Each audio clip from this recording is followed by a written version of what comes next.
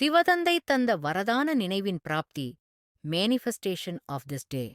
ஓம் சாந்தி.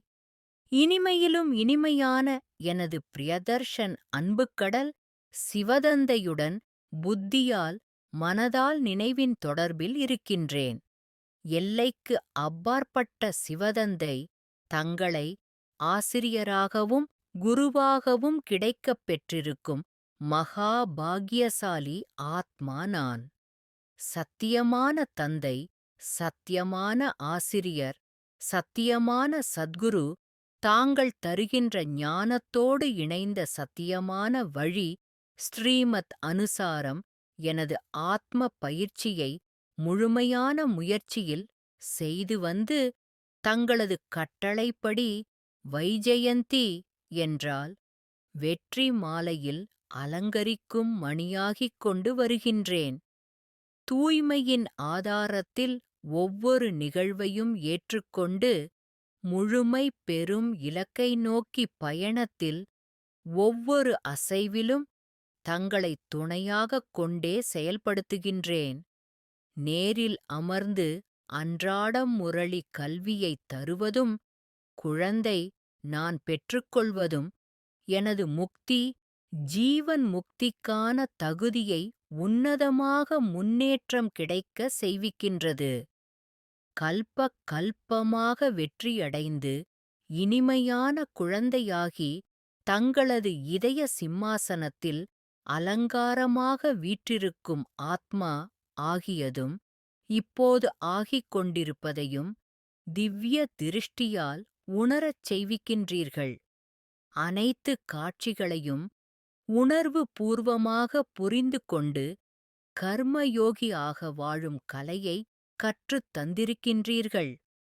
உலகாய கவர்ச்சி சுமைகளிலிருந்து விலகி விடுபட்டு ஒளியின் பிரகாசம் உன்னத நிலையை எனக்குள் நிரப்பியிருக்கின்றீர்கள். கடந்தவைகள் அனைத்தையும் களைந்துவிட்டேன். தந்தையிடமிருந்து வருபவை அனைத்தையும் எல்லையற்றதாக பெற்றுக்கொண்டிருக்கின்றேன். ஒரே தந்தையிடம் ஒரே உன்னதமான உயர்வு பெற்ற சம்பந்தங்கள் எனது தந்தைதான்.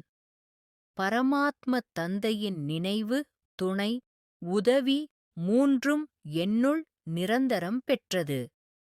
பெற்றேன் ஆத்மா எனது பிறப்புரிமை பாக்கியங்களை.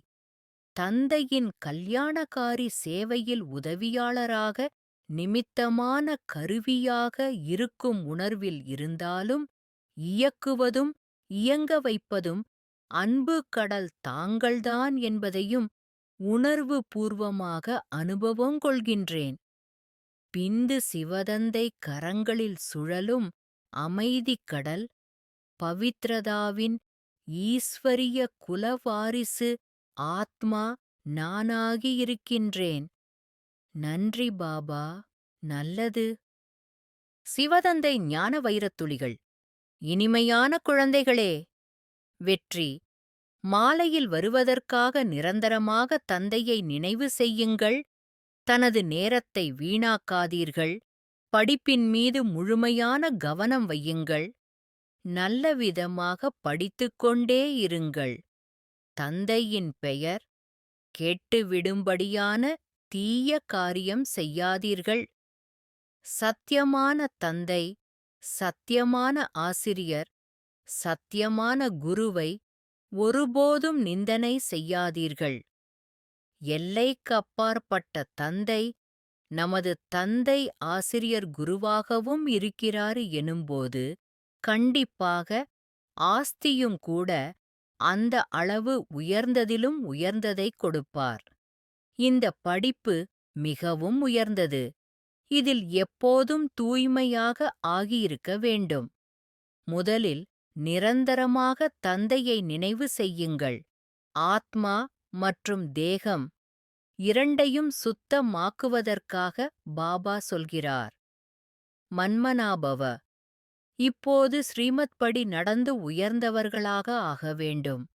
சண்டை, சச்சரவில் ஈடுபடுவது முதலான எதுவும் செய்யக்கூடாது. நீங்கள் இங்கே வந்ததே முயற்சி செய்து மாலையில் மணியாக கோர்க்கப்படுவதற்காக அதிகாலை எழுந்து நீங்களாக இதைப் படியுங்கள். நாம் தந்தையின் சேவையில் எந்த அளவு ஈடுபட்டிருக்கிறோம் என இதயபூர்வமாகக் கேட்க வேண்டும். தந்தை தினம்தோறும் கற்பிக்கிறார். அனைவரிடமும் முரளி செல்கிறது. நல்லது கிடைக்காமலும் போகலாம். 7 நாட்களின் படிப்பு, அதாவது கோர்ஸ் கிடைத்துவிட்டதல்லவா? புத்தியில் ஞானம் வந்துவிட்டது. இந்த சமயத்தில் நீங்கள் வைரத்திற்குச் சமமாக ஆகிறீர்கள் எனும்போது சோழிகளுக்குப் பின்னால் போகக்கூடாது. ஒருவேளை நிச்சயம் இருந்தது என்றால் எவ்வளவு உற்சாகமாக குஷியுடன் ஓடிவந்து சந்திப்பார்கள். ஏமாற்றத்தின் விஷயம் இல்லை. தூய்மையடையாமல் படிக்காமல் பலர் இருக்கிறார்கள். பாபாவிடம் செல்வோம், அவ்வளவுதான் என்று சுற்றித் திரிவதற்காகவும் வந்துவிடுகிறார்கள். ஸ்ரீமத் படியும் நடக்க வேண்டும். மாயை புத்தியின் தொடர்பையே துண்டிக்கக்கூடியதாக இருக்கிறது. தந்தை சக்தி வாய்ந்தவர் என்றால் மாயையும் கூட சக்தி வாய்ந்ததுதான். ஒருபொழுதும் வீணான எண்ணங்கள் மற்றும் தீய எண்ணங்களின் அசுத்த உணவை சாப்பிடாதீர்கள். சுகமான பாவனைக்கான சேமிப்பை நிறைத்து விடுங்கள். நல்லது. மன்மனாபவ. தன்னை ஆத்மா என உணர்ந்து ஆத்மாவின் தந்தையான பரமாத்மாவை அன்போடு நினைவு செய்தால் ஆத்மாவில் இருக்கும் 63 ஜென்மங்களின் பாவ கர்மங்கள் அழிந்து போகின்றன. ஓம் சாந்தி.